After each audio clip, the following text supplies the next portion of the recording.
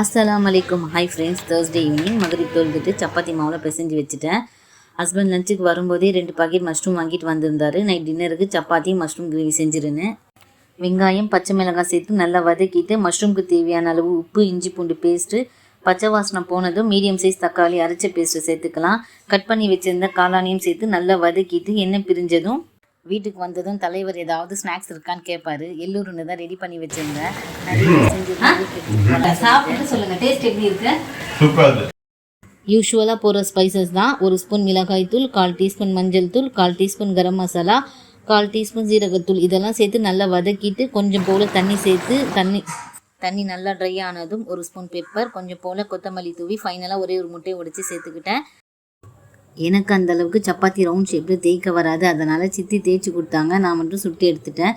சாப்பிட்டுட்டு கையோட பாத்திரமாக வாஷ் பண்ணிவிட்டு கிச்சனையுமே க்ளீன் பண்ணி வச்சுட்டேன்.